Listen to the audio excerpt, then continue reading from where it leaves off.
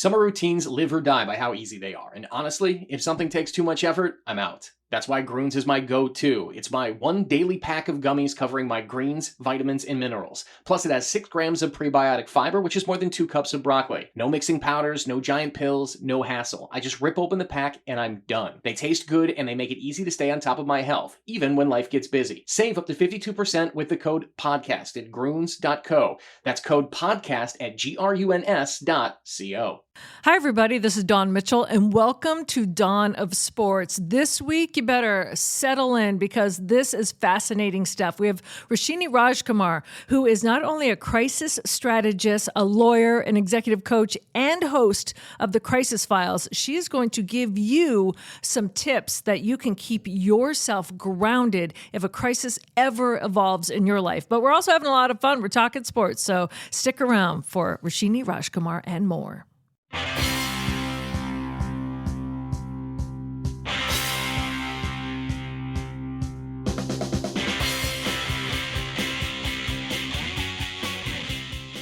Welcome back to Dawn of Sports, starring Dawn Mitchell from Fox 9. Today's special guest, this is going to be a lot of fun, Roshini Rajkumar. By the way, if I ever screw up your name, please smack me in the head. I want to make sure I get your name right.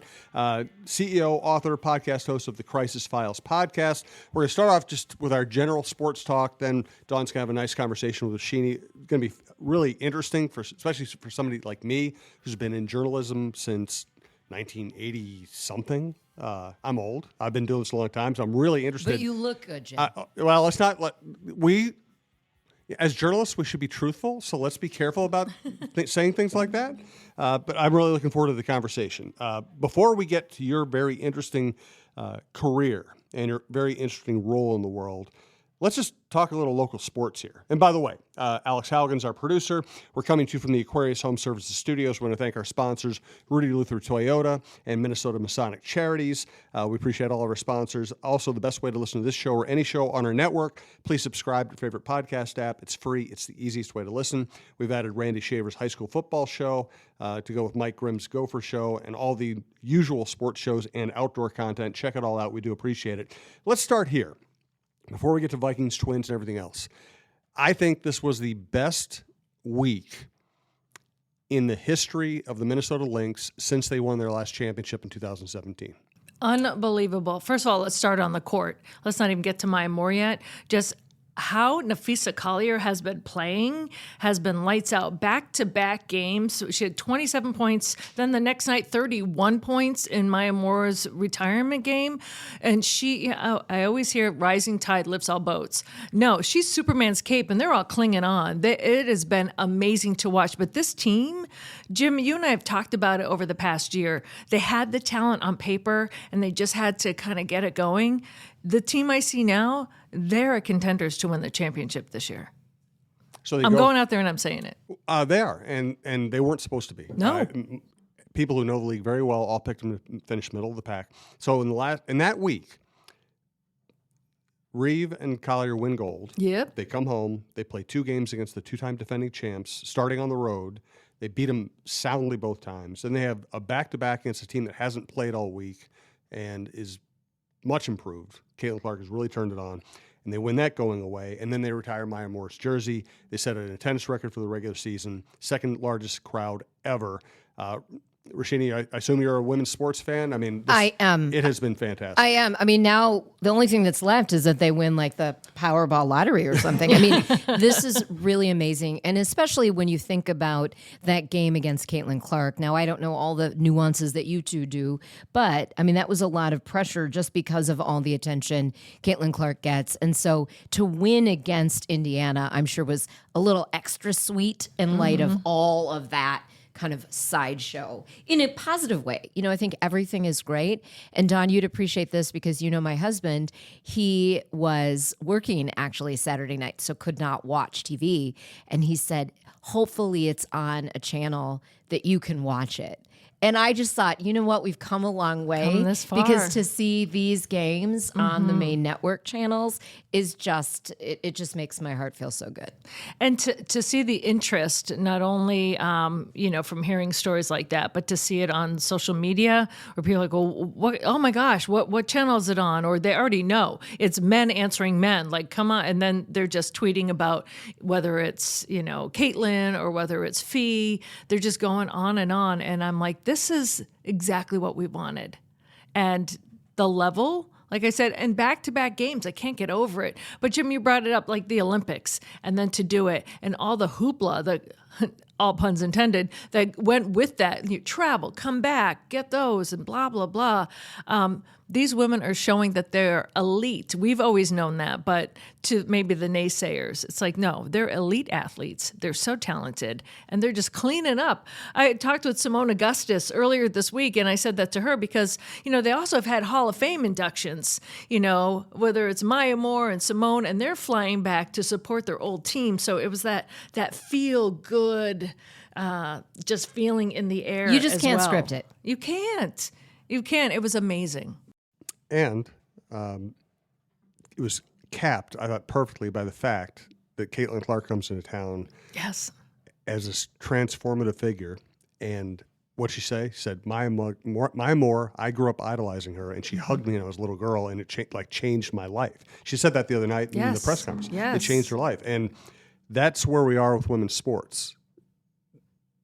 The WNBA, the Olympics, whatever women's sport we're talking about, they've evolved to the point, and people around them have evolved to the point where they are influencing young women to want to follow them. And Cheryl Reed talks about it all the time. It's like the Lynx existing and then being great inspired Paige Beckers and Caitlin Clark and people like that. That's the full circle moment we're seeing.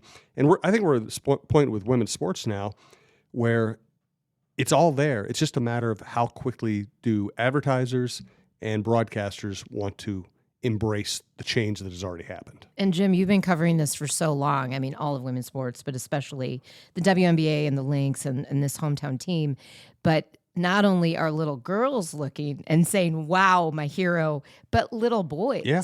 And when you have, again, I'll reference my husband, he tells me more about women's basketball, both college and pro, than I even know on any given day.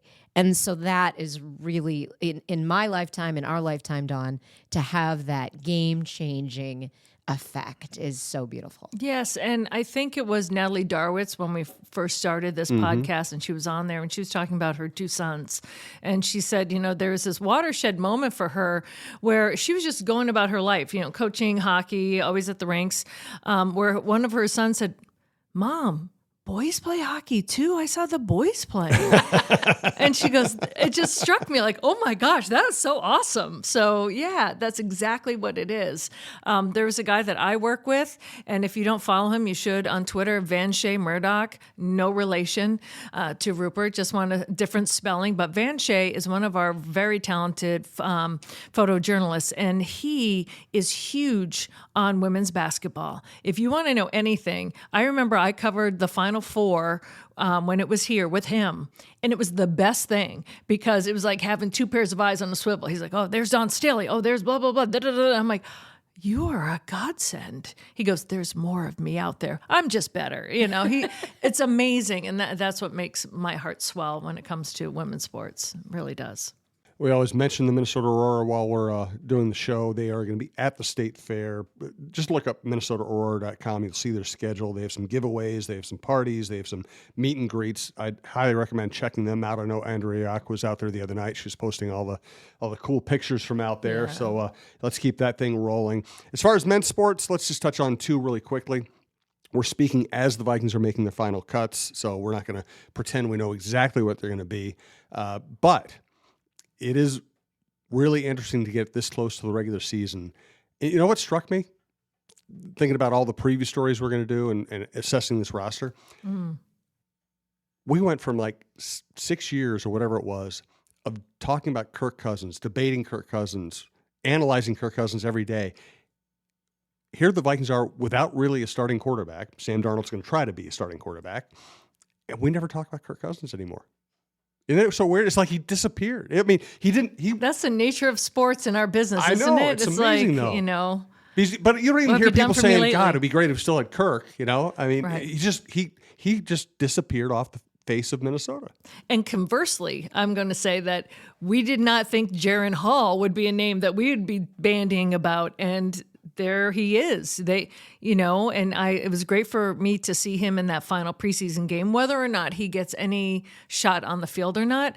But that's why you bring all these multiples of quarterbacks into camp, because history has shown that things can change quickly, and it has, where all of a sudden we're like, okay, well, Sam Darnold is the starting quarterback. Who else are they going to go to for week 1, So there's no competition yet from J.J. McCarthy now, and that just... Thankfully, and I don't say this glib or anything, but it's just a meniscus. And from a person who's torn her meniscus, I don't say that lightly, but it could be so much worse that I think that he'll be great and he'll stick with the team, and he's got such a great attitude. But, people were going in there like, well, we've got JJ, just give Sam a couple games until he gets elbowed out of the way. And now people are like, oh, we love you, Sam Darnold. Hi, please, can we shuffle your driveway, please? So it changes so quickly. It does. One other note I want to make, Twins, we're talking here on Monday, midday. The Twins, 3 of the last 8 losses, 3 of the last 8 days, they've lost in horrific fashion. I just want to point out, as I did in my column today, they have the best record in baseball since April 22nd. Yeah. And for all the problems they have and for all the complaints people make about the franchise, they keep winning. They keep winning, and their injured list it's ridiculous. And it's and not it's only bad. is it Correa's long, it's back. big names still. You look at Correa, you look at Kirilloff, you're Buxton. just like, oh my, Buxton. You're just like, wow. So when they lose ugly. But when they win, I think let's just be smart about it. Like, look at all the people they don't have. And then you see Trevor Larnach just kind of launching home runs and kind of going on his coattails. So Matt Wallner, too. Yes, when you got that kind of team that's kind of stepping up and being the next man up, I think you're going to have some ugly games. That's just and how also I look when at you it. have to appreciate just how long the baseball season is. It's amazing how many long it games is. and the endurance that they somehow. So it makes sense. There will be injuries, there will be down days, but it's interesting as a fan, the roller coaster that this is. So let's stressful and interesting. Yeah, well, it is, and it's amazing how long the season is. They still have 32 games left. My God. Do you have trouble sometimes finding the creativity for yet another baseball column? Yes. It's always, that's the challenge. Because, I always say you can't write a good column if you start with a bad idea. You have to have a germ of an idea that you can develop, or and has to carry through 22 inches of copy. And yeah, it's so funny because like Sunday was a day game, and I thought, okay, I'll have time to write after the game. I can write off whatever happens. And here we're talking here on Monday, and I was going to cover the Twins Braves game on Monday night, and I was like, there's just no guarantee there's going to be a good story to tell. So I'm going to write about the Vikings because the Vikings are always of interest, but baseball, I always say my favorite sport to cover is a good baseball team. My least favorite story to cover is a bad baseball team, but they have to be good to generate ideas, So let's get to, and I'm basically going to hand off to Dawn and let her handle the conversation from here. But we do want to start by thanking Aquarius Home Services and Rudy Luther Toyota. Ready for a women-forward car dealership?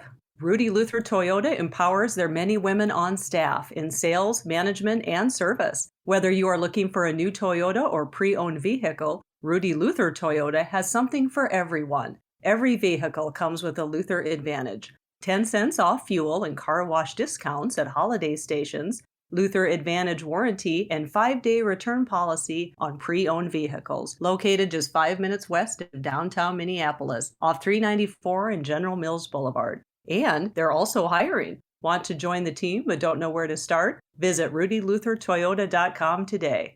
Rudy Luther's been great to us. They've been big supporters of women's sports all along. We also want to thank another company that does great work, Minnesota Masonic Charities. When people think of the Freemasons, they often think of secret handshakes and unusual hats, and of course, the pancake breakfast. Minnesota Masonic Charities would prefer that you think about the work that they do right here in our community. Places like the Masonic Cancer Center at the University of Minnesota, or the Masonic Children's Hospital and the Masonic Home in Bloomington. They are just a few examples of the important work that the Freemasons support here in Minnesota. As part of the largest fraternal organization in the world, Masons have consistently answered the call when it comes to charitable needs.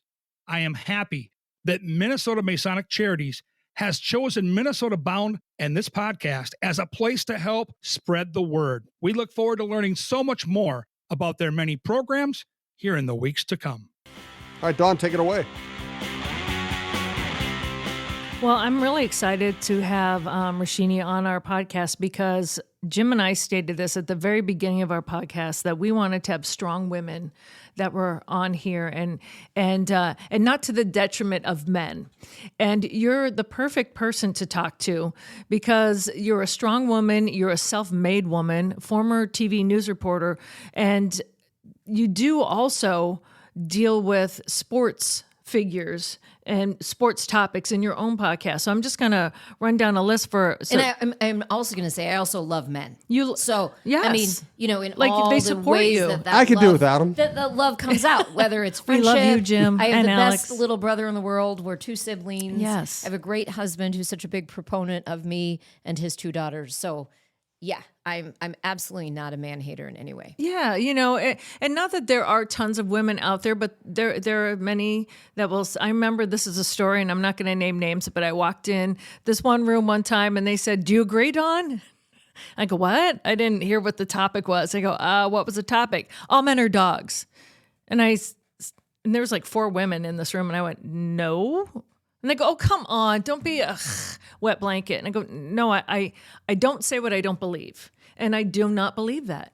And they're like, "Oh, really? Have you ever had a good relationship?" I said, "I have." I said, "I date great guys." I go, "Just because you don't marry them doesn't mean they're, not great guys." I said, "My 4 brothers are great men. My dad is." I said, "My closest guy friends are fantastic." So, and the room just got quiet. So I don't like going into those rooms where people are man bashers because there's a lot of terrible women out there too. So especially in sports and in the business world, you deal in the C-suite, and I'm going to get into your resume in a moment, but I believe that you have to have that teamwork.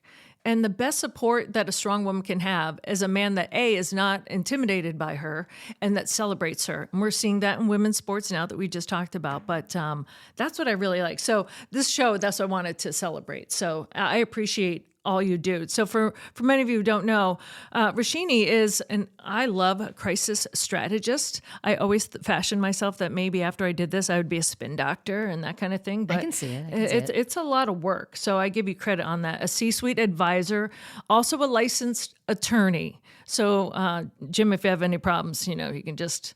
I need a team of attorneys at all times. need a whole team. And not only a professional speaker, you have Fortune 500 companies, but you also have your own podcast called The Crisis Files. And if anyone has a chance to go over to her podcast and listen to it, they run the gamut of different professions. You talk with sports figures. It's fantastic. So let's start there with Crisis Files. Going from a news reporter, former Fox 9 news reporter. Before I got there, I can't believe, We missed each other. Yeah, it was like you were Like going in the ships door. in the I was night. coming. I really am fascinated how you got into not only the crisis management. I understand working and giving motivational speeches, but crisis management and also the crisis files. How did you pick that? Well, it's really been an evolution, Dawn. So in working in television news like I did for about a decade, and you're on screen every day, multiple times a day, working under a deadline, I mean, I don't need to tell you, you know exactly what that is like. But what people don't always realize is behind the scenes is more of your day than on camera. So behind the scenes, there might be crises that are happening, whether it's audio or just someone you think is going to be a great interview and they give you nothing and you've got to turn a story for that day's news or whatever it is. So that taught me just some poise under pressure, I would say, my television reporter life. And at the time, I also, my degree was undergrad in poli-sci, and then I went to law school, and it was I went to law school planning not to practice, actually. Really? So, yeah, I went to college planning to practice and then went to law school planning not to. But I keep my license current and I use it all the time. I used it in my TV career in some of the markets I worked. I did investigative reporting when I was in Nashville TV, where Tennessee has a death penalty. There were a couple different times that I was on the legal angles of the death. I mean, literally the death was going to happen. In both of the times that we had team coverage, much like in Minnesota, there's team coverage on the weather. Yes. Team coverage, and I did the legal angles. Both of those two that happened in the 2 years I was in Nashville ended in an 11th hour stay. So those executions did not happen. But they kept coming back to me. One of my colleagues was actually in the prison watching what was going to happen, and we were covering different angles. So in the markets where I was a TV reporter, several of the stations utilized my legal background, whether it was court beat or how we covered certain trials. And it just continued to come in handy. So when I made the decision to leave television news, I was actually at the time at the NBC in Detroit. It was early 2006. And I thought, okay, what can I do? I was moving back home for a relationship, not the one I'm in now, but one that I moved back to Minneapolis for, and I knew I didn't want to go back into TV news here because I had already done that. So I started formulating the ideas for my business. And that's where kind of the professional speaking came up as one line of revenue, and then slowly starting to build how I could coach executives, how I could coach business people, lawyers, other types. So I would say that work, which is now, as we speak, 18 and a half years in of my business. Congrats to you. Thank you. That work is really what led to the Crisis Files. I mean, that's what's so interesting. 6 years into having my business, I got my own show on what was at the time the CBS radio station in the Minneapolis market, and I had Real Talk with Roshini for 9 years on that station on Sundays, and I left it because I had already started concepting the Crisis Files, originally as a TV pilot, because that was really my love, even though I fell in love with talk radio while I was in TV, and I loved doing my Sunday show for 9 years and met so many great people, regular contributors, four of whom became my Crisis Squad when we shot the pilot in April 2022. And while that was being edited, I didn't want to hide the title. We had bought the website, we had held on to the social media handles, and I was going on outlets like Court TV, giving commentary on different trials that were going on. I was going on different outlets giving political and legal commentary. So that's when the idea came, why don't I start it first iteration as a podcast? So it launched in August of 2022 as a podcast, and I'm pleased to say we're past 2 years now. Season 3 just kicked off. And what you can do in a 15 to 20 minute podcast, which is generally what the weekly episodes are, what I thought originally as a pilot for TV, which was a business to business kind of show, in doing the podcast, I've found it's also a business to consumer kind of show. So there's a much broader audience that is really in need of crisis content. So our tagline is not a matter of if, but when. Crisis will rock your world, no matter what it is. Is it family? Is it job? Is it your kid gets sick or has a life-threatening disease? Any kind of thing could have a crisis component. And in fact, in 2023, Accenture said the number one trend for 2023 was that we are in a state of permacrisis. Yes. And that's continued. I don't think that's changed as we're here in 2024. So the crisis as a content, as a show of its own, really just was building through all the work I was doing with my executives because I was helping them prevent crisis, or they'd be in crisis and I was helping prevent something from going viral or something from going to a lawsuit or even getting worse. And I tell you, having the broadcast background has definitely helped in this work because I'm constantly prepping people for media interviews and I'm prepping them of what to say, what not to say, how to say it, don't say no comment, all those kinds of things. And it's those nuances. Yes. And that's what I love really studying now, are the nuances of communication as someone comes to me with, hey, we need to prevent this. So with my clients, I'm always trying to coach them how to always be in crisis readiness mode. And if, fortunately, many of my clients have not had full-blown crises. But when they do, they know how to react. How do you handle it to be always dealing with someone else's issues? You know, you've got to step away from it. Because like as you were saying it, I was getting like tenser, and I was like, oh my God, she deals with this every single day. How do you do that? Well, that's also why having television news as my background, even more than being a licensed attorney, because again, I wasn't a trial attorney. I don't practice law. I keep my license current, but I keep it also on dormancy, so I can't go and represent people. But I can use all of the legal skills in what I do. So having had all the deadline pressure of being a television reporter, or let's say I was on a story for 8 to 10 hours and then something breaks, and you know how that goes, and you have to turn on a dime and go do a whole different story. That's a lot of pressure. It's maybe not crisis level. Sometimes it is if we're on a body search or there's been an explosion and you have to be the one to convey that in a respectful and thoughtful way to millions or thousands or tens of thousands of viewers or listeners. So those are the kinds of things. I mean, I remember when I had my radio show, it was the Sunday that we learned Kobe Bryant's plane went down. And I was on the air for those 3 hours. And, you know, we had guests that were booked. And one of the guests I remember well was a news broadcaster who was on. So we were able to talk about this, but that changes up. So learning how to pivot is a big thing that I teach all my clients. You can go into something with a plan A, but if 50% of the time you get to execute plan A, you are lucky. So if for 50 or more percent of the time, if you don't have some kind of plan for the pivot, which will eventually arise, even if it's not a crisis level pivot, it just could be something that you don't even expect. Someone just lost their parent that day and now they're in the meeting with you and you were going to be like the hard sell. Well, maybe today's not the day for that. I mean, those are the different kinds of things. So those nuances. And then you asked, how do I kind of take that all in? Just like when I was a hard news TV reporter covering murders and child abuse and all these different things every day. Humor helps. You got to keep a sense of humor. You have to know who you can trust with that humor. And then something that I coach my clients, I call it green space. So it's that time that you take as much as possible, hopefully every day, but for sure every week, that you have full refresh time. Even if it's 15 minutes or 60 minutes, is it your workout? Is it happy hour with friends? Is it going on a run or just reading the paper?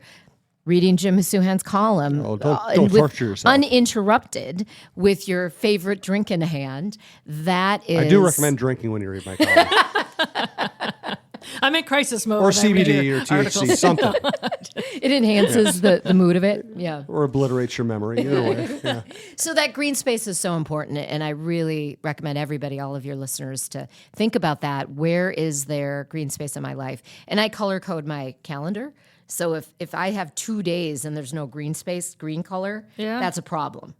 So that's a good way to and then you look forward to it every day. So those are the kinds of things that keep you refreshed and recharged, and then you can be on your game. And, you know, much like you with what you're doing with your deadlines at Fox 9, Dawn, I mean, you don't always control your schedule. No. The headlines sometimes do, player's schedule does, the news desk does, and that might not be crisis or stressful, but it does change the adrenaline. So you've got to make sure you get your sleep, you get your downtime. Yeah, and sometimes, you know, a lot of people in the business, whether it's writers or reporters or anchors, sometimes you don't have that luxury of the downtime. So that's interesting. I got a little stressed just saying that you color code your calendar, because I was like, I don't know how that helpful. But the green thing, I'm like, okay, I could just do that because I can't color code a calendar. And it's a beautiful like green grass color. Yeah. So then I'm like, oh, I have green grass color on my calendar. So for example, I leave for my annual U.S. That's Open trip this week, and there's a lot of green space starting Wednesday through the weekend, and I'm so excited. I'll see two of my best friends from Boston College, where Dawn and I both went, and my brother will be out there. He's taking me to the President's Suite on Saturday night to watch the match that night. So lots of green space, and that's needed. You know, it's really interesting. This is years ago, but my brother is a teacher now. They correct papers differently. But when there was red ink, green ink, blue ink, like there was a psychology behind that. Teachers should not correct papers in red ink anymore because it really the stress level of the student receiving that grade and those instructions, like there's a psychological effect. So green was the preferred color if you're going to make a correction in terms of, especially knowing your students, you know. But gosh, when we were growing up, it was all, even the A's were in red, right? But it's just that visual when you said that. I'm like, I may not color code the rest of my calendar, but I might start putting things in green. I might have to go buy a green marker. Yeah. Or a highlighter. Or a highlighter. Do the highlighter. Yeah. Well, and so I have, and I recommend this to my clients. No, it works for me because I need to be able to just scan and not read. And certain colors mean sales, like I have to sell. Yes. Some colors mean when I have a media appearance. Like today, you guys are in red. Because red, sorry, but go. it draws attention. Yes, yeah. That's when I know I'm She was doing nervous something. about us, Jim. Yeah, Rightly so. something with the media. And then I have a color for my clients, and that's good because I'm making money when I have that color. It's a different color green. Right. It is a different color green. It's a dark green. Is it? But it's a good color. Good guess. I love it. You know, so for some of the people that are listening, and you touched on it, and I'm not going to name names of athletes, but there's many times Jim and I as reporters, we don't want to cover a news story. Maybe you do, Jim. You're kind of smirking because you got a column to fill. But No. I don't want a player to get in trouble. No, I don't. Yeah. I don't look forward to writing I don't. about people having problems. It's a responsibility. It's not a joy. It's not right. And some people think that, like, oh, here the reporter's going to love that so-and-so got into this issue or trouble. And it's like, no. I'm always thinking, oh, please, no. And then that's a news reporter's job, I'm also thinking in my mind. And many times our news reporter comes in and covers that. But many times I'm thinking, take off the reporter hat, the person hat. I'm like, that athlete or coach needs to just shush. Needs to just not say it. So you said Don't that. make it whether worse. to tell them not to speak. And that's where sometimes I feel like, you know, you'd be really good in that situation. Like, I don't know what advice that person is getting, but it is not good advice. Have you been in that situation? Not to name names, but it's like a high profile person and you have to advise either his people or them. Like, no. Well, fortunately, I can't off the top of my head think of a client of mine who has been unprepared or just said the wrong thing. But I'm going to take us back to something many of us can remember, which is when Wells Fargo a few years ago had like the major meltdown. Yeah. And the CEO was testifying in front of Congress. So this is, I believe, pre-COVID. This is a while ago. And I couldn't watch it cover to cover, but my husband had it on in the background in his office. And I was getting texts from him throughout the day. This guy needs you. This guy needs you. And when I did get a chance to watch different clips of it, I thought to myself, no client like that of mine would ever break down in front of Congress like that. It was stunning for me. And I'm not going to name his name. I know his first name, but I won't say his last name, but you can look him up. I'm like, you make so much money, and either you don't have a coach who prepped you for this congressional hearing, or you have a coach and they suck. Because that was a disservice to your brand, to you, to your employees, to everyone. And they ate him alive. So I have used it in columns I've written about crisis savvy. Okay. Don't be that guy. And it's not just about hiring me. There are some real basic questions you can ask when you know there could be a crisis, or if you're anticipating you just want to be crisis ready. And one of them has to do with, who are your spokespeople? And have you trained them, coached them? Have you done some simulations? So these are just some things. I mean, do it at home with, like, you got a tough thing to ask mom and dad about if you're a teenager. Practice with your sibling. I mean, play the role of mom or dad. And it never hurts to practice. It never, ever hurts to practice. And certainly just saying everything that comes to your head is not a good idea either. Mm-hmm. So, I mean, I think of some person who I actually love to watch, which is his aunt, Anthony Edwards. Yeah. Now, Ant can get away with a lot. He's young. I think we expect less of the right comment from him, or the scripted or planned quote, compared with the CEO of a Wells Fargo or a PepsiCo or something. But partly why he's so fun is that it's unexpected. Mm-hmm. So I would imagine as time goes on, he might get a little bit of coaching, the Timberwolves, or hopefully he stays with us, or whichever team he's with, because if you could just bottle that. And here's an example of someone who I know has had some coaching. I mean, I don't know, like, I didn't hear it from them, but my very strong guess is Caitlin Clark. For her young age, and she stays poised, and she answers, and she gives you the right soundbite. Now, Ant gives you a great soundbite, don't get me wrong, but some of them could be actionable, which means could incur a lawsuit, or at least bad optics. So we have to be careful because you don't want to constrain and you don't want to make someone seem not authentic because it's pretty Which happens obvious a lot, when they've been though. overcoached. Yes. So it's finding that line between your authentic self and knowing what not to say. So when I say don't ever say no comment, you can buy time by saying, you know what, I need to check with my team on this. Yeah. Give me 24 hours, I'll get back to you. So that at least is a response that the member of the media can handle. And also perhaps to respond in your personality, right? Some athletes, they get a bad rep sometimes because people listening to the thing don't know that maybe they've been asked that 12 times. By that last time, it might just step a nerve, right? And they might just say, I'm not talking about that. And that he comes or she comes across kind of like a jerk.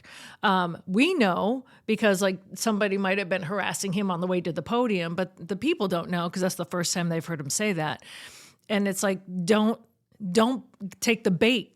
It doesn't matter how many times. So there's going to be some, and I'm not dissing bloggers or anyone, but there's some people out there, social media influencers, they just want that gotcha comment, so they kind of want them to get under their skin so that they can get that moment and they can put it on social media.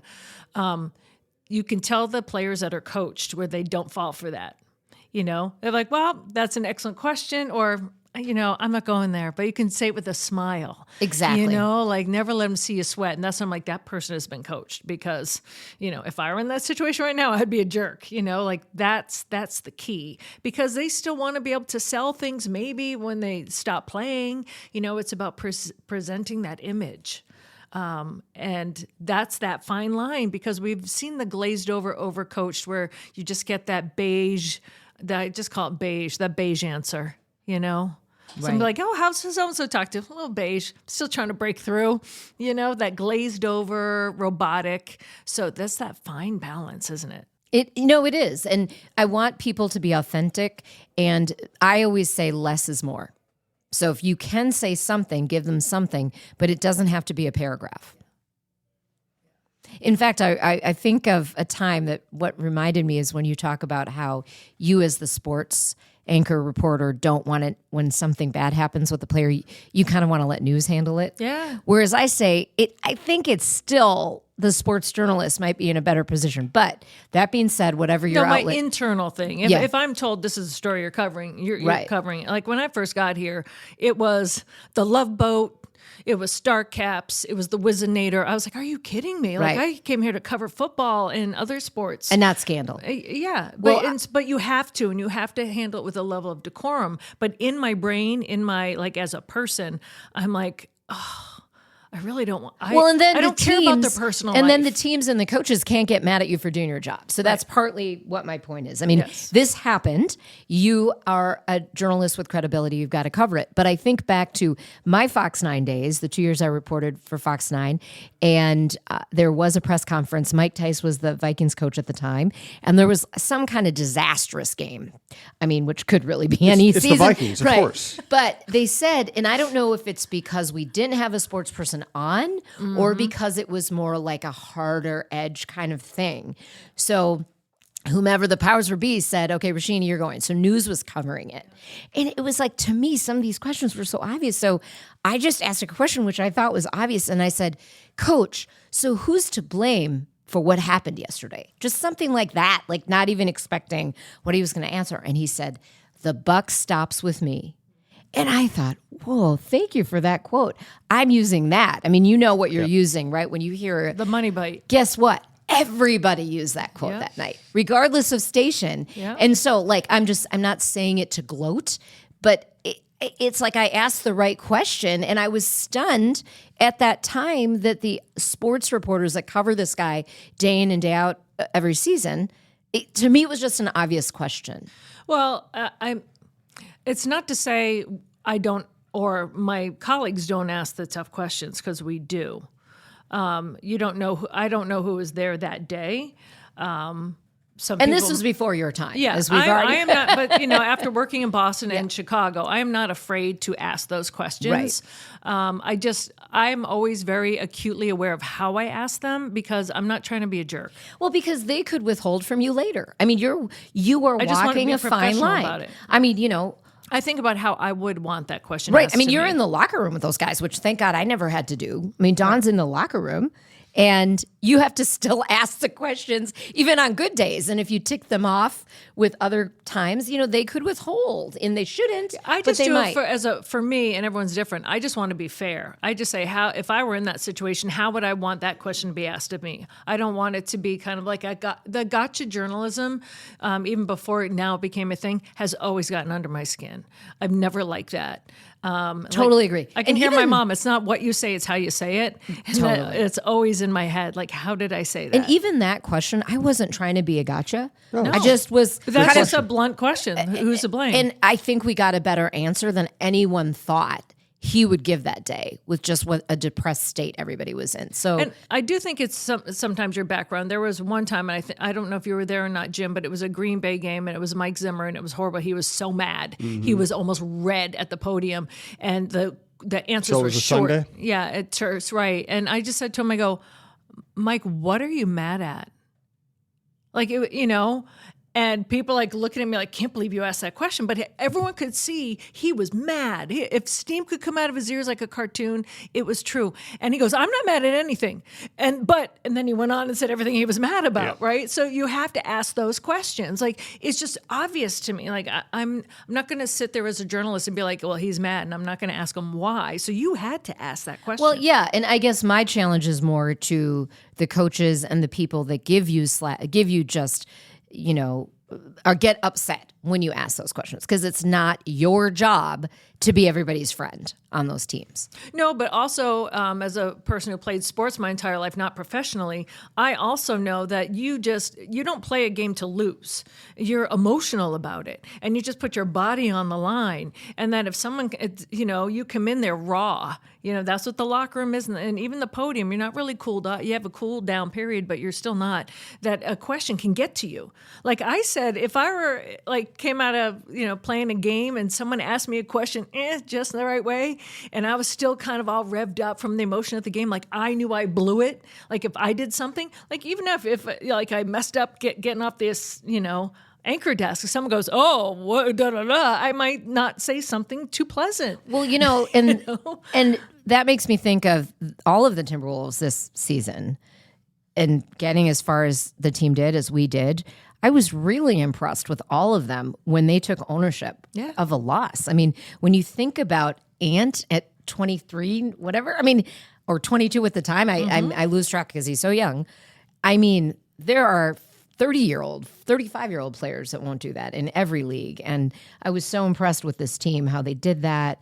Even when it was a joint failure, he took responsibility. And I thought that was really cool to see as a fan. I thought this is a great group of people to cover, top to bottom of that organization. And that organization has embarrassed itself so many times in so many different ways over so many years. To actually have a blend of geniality and competence, completely different experience, and I loved it. By the way, one clarification, Dawn and I were saying, hey, we don't enjoy covering when bad things happen to people. I'm talking like really bad things. Really bad things, yes. Give me the Whizzinator every day of the year. That was the Whizzinator. You can write a joke column every day about the I can't believe it Whizzinator. even I'm still happens, writing to about the be honest with you, Whizzinator. yeah. So give me that stuff. Give me the funny stuff all day. But it's the harder stories, like Adrian Peterson and his son, and Yes. and then that kind of things where I'm not shying away from it, and I'm going to ask the questions, but inside I'm thinking, I really got into this business to cover games. Well, and I think that story in particular, and I can think of others like that it does make editorial sense to have the news department cover it. Yes. Because they can cover it more thoroughly. They have the connections, hopefully, in the court system and other places that, are not expected of you, just like you have the sports connections the news reporters don't have. So I think that's a really good example of when, back at the ranch, you talk about it with the team, management talks about it. And that to me is what journalism is. And that's why quote unquote bloggers or anyone that has a voice on X can just put stuff out. And I wish more people would be discerning and really check your facts and really check who you can trust on sources when things are getting put out there. So, and also it turns into a circus, Yeah. depending on what the topic is. And that's another thing for the back of my head. Like, oh no. Like, yeah, I was hoping to just cover the sport and his performance. Now, if it's something in their personal life that affects their performance on the field, different story. But I don't care who they're dating. I don't want to do a story that so-and-so is dating a celebrity. I don't care. Now, if all of a sudden, because they're getting divorced and then they're terrible on the field, then that becomes, in my mind, the realm of okay. So, but I understand that we have to cover different things. And it was really hard to ignore Tiger Woods' sex addiction. Well, I mean, it was really hard to ignore that. I mean, there are times when It bleeds off over, the field stuff becomes the story, whether Yes. you want it to or not. You could not stay away from that. Tiger Woods might have been the most famous person in the world, and he's going through this, and it's affecting whether he can play in tournaments, whether he can play in majors. Whether Right. it affected his chase to be the most decorated golfer of all time.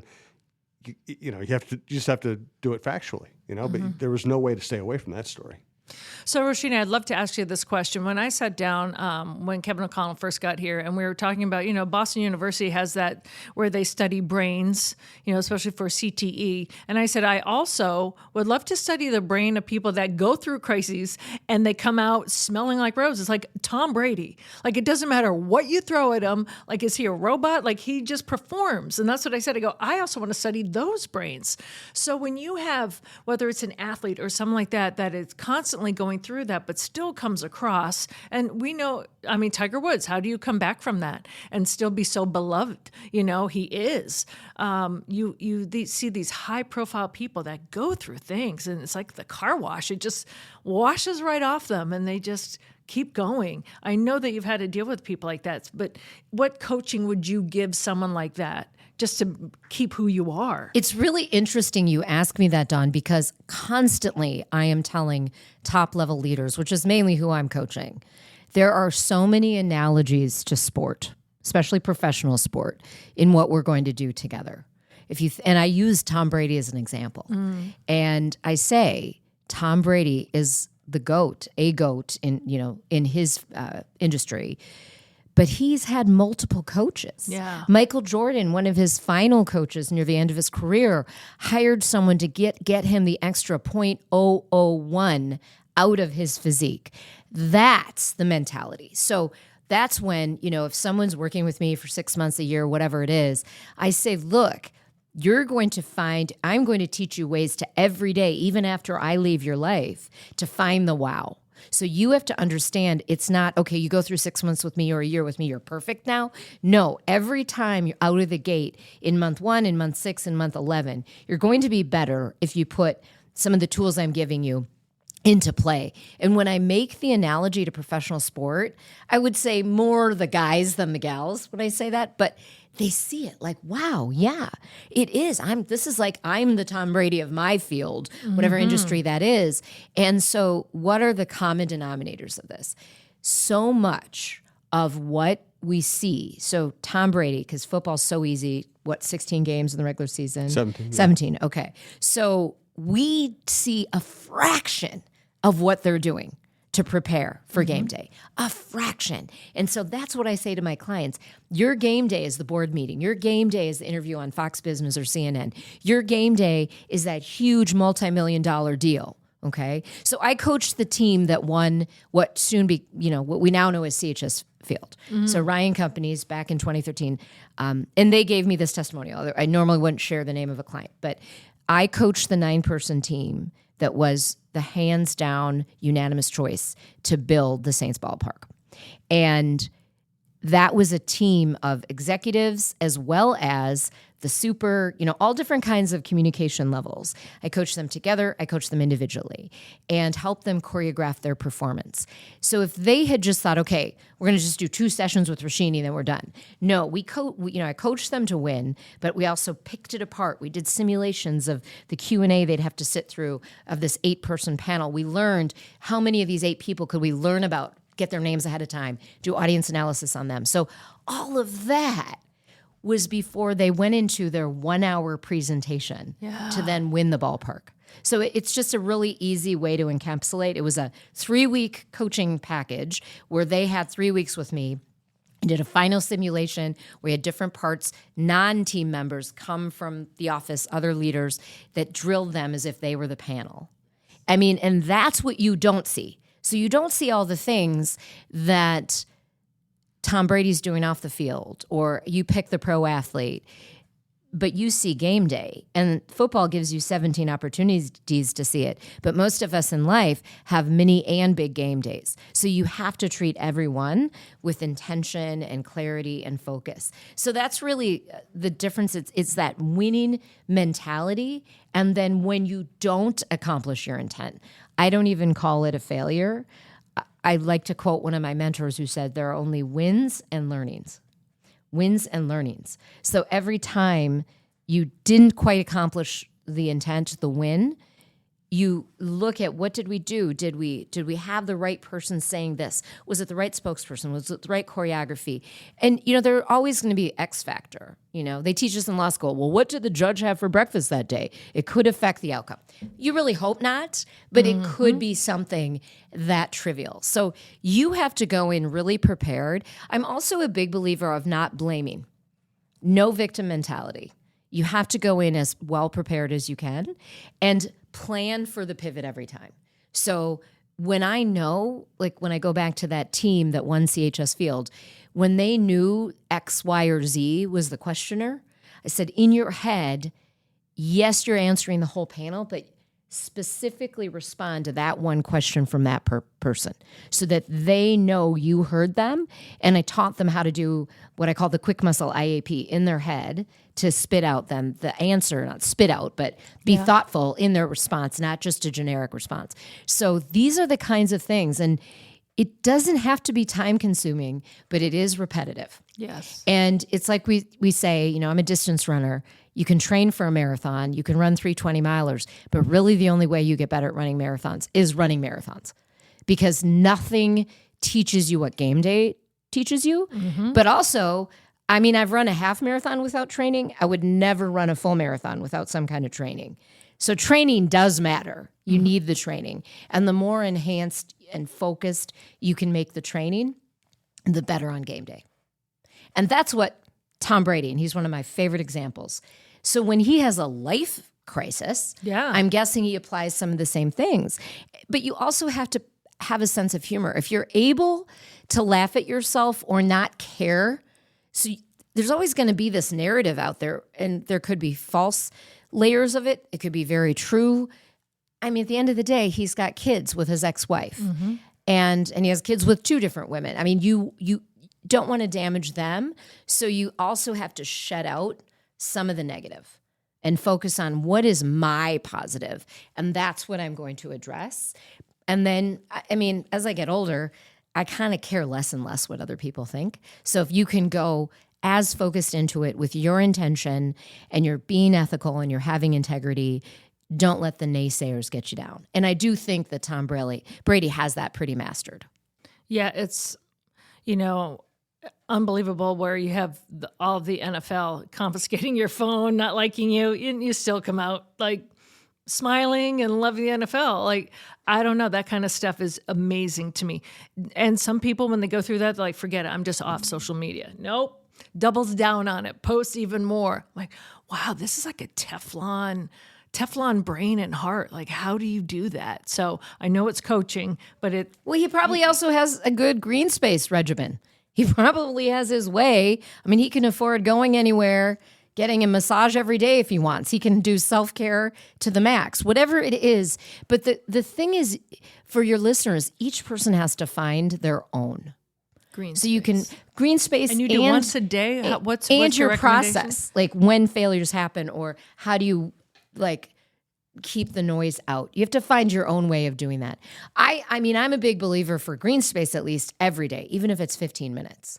Even if you can get up in the morning, whatever it is, I'm just going to use meditation as an example, and sit there for 10 minutes and do 10 to 15 deep breaths with your eyes closed, or stand in a garden and just take it in and not be thinking about work for 10 minutes, I'd take it. I mean, if that's all you can do, that is better than nothing. Some of it for me is also pure play. So when I'm on planes now, I used to try to get a lot of work done. I watch movies. I was really bummed my last trip to Chicago, there was no TV. No I'm screen. like, really? And on the flight out, I was even bumped up to first class. I'm like getting all excited to watch things. So I did do some reading and some work. But yeah, I love watching movies or just live TV. I'll watch some sport or if there's a trial going on, I'll watch that, whatever. But it's just, I just have so much fun.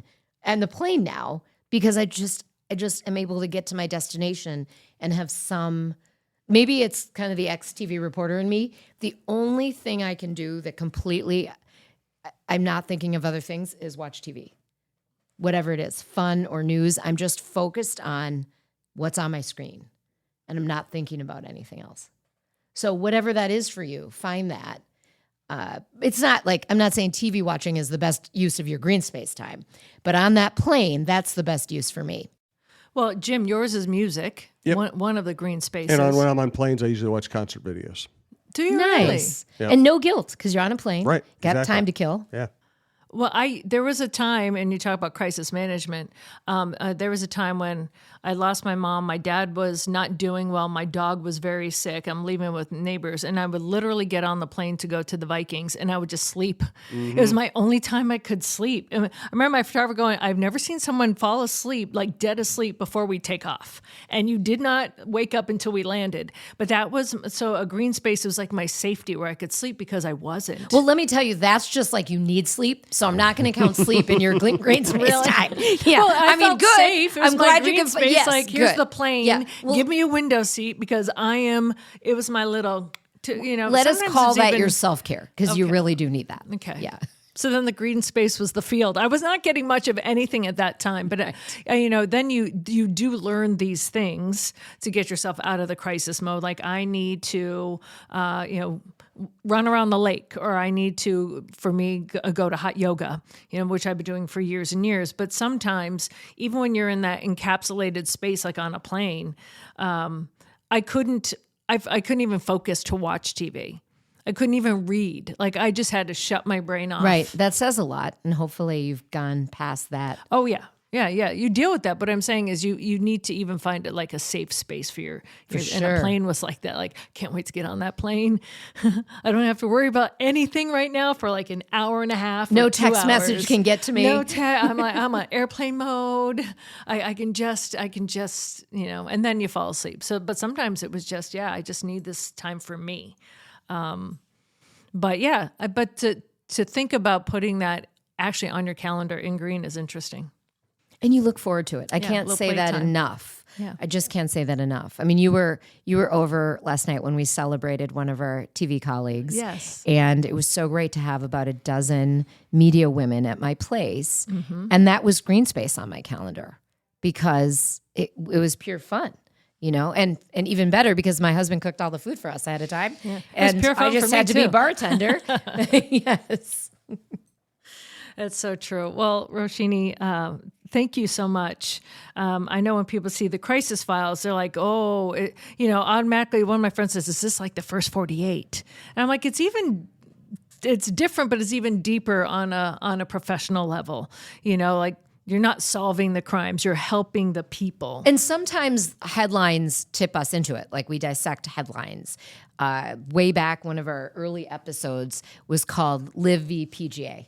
So my Crisis Squad member, Steve Silton, and I dissected that whole, it was the early stages of Live Golf, really. Yes. And it was when we didn't know we'd get to, the quote unquote copacetic way they're living with each other now. But that, I felt like we were on the cutting edge, one of the first to kind of do something with that, other than the traditional media, sports media that was covering it.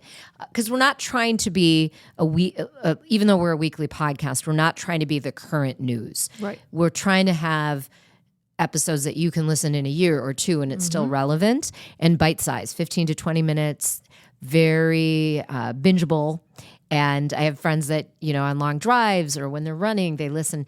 But we do things like sleep deprivation. Yes. We did an episode on that and giving you tips to live life better, to prevent the crises in your life, and hopefully giving you some insights. If you are in a crisis, you can go to that respective episode on our YouTube page or on thecrisisfiles.com or wherever you get podcasts and find the situation you need and get some help from us. So myself and either one of my crisis squad members is on with me or another high profile or thought leader type guest. And I'm very selective about who comes on. So these are conversational, unscripted. The only thing that's scripted is the intro, unscripted conversations. And I just sort of let the conversation go where it flows. And even when I was in TV news, the interview was always the favorite part of my day. So the interview in this conversation, it's just that conversation, the voice, the back and forth, I find just really, really fun. And sometimes guests really surprise me. The array of emotions that the guests have shared, sometimes to their surprise, is interesting. And then also we talk with inspirational people, inspirational leaders, whether they're CEOs or we had an episode that dropped just a week ago, Alexa Score, former professional wakeboarder, current adventure TV host, and she shared her leukemia journey and how she was diagnosed at age 16 with the kind of leukemia that usually 65-year-olds are diagnosed with. And the fact that she's even alive today in her 30s is amazing. And that episode got a lot of engagement. And crushing it. Crushing it. Her wakeboarding, her water skiing, all of her outdoors, and just an amazing human. But she's such a light. Yes, she's such a light. So we have all different kinds of guests, different generations, different topics, and I mean, really, the commonality is we are trying to give you some light, prevent crisis where we can, and give you some actionable steps if you feel you're in crisis. We can't promise, again, my lawyers say that we can't promise that we will solve every crisis, but I think we're going to leave you in a little better position to deal with life and to be inspired. Well, thank you very much. And you leave us even better because you brought us yum cupcakes. Sorry, Yay. Jim. Sorry you can't have any. I'm going to take this one towards me. They're so good. They're even fun to watch you guys. Okay, great. Yeah, Alex, he was in heaven. So thank you. Thank you for Roshini, having me. So this fun. was great. Thank you so much.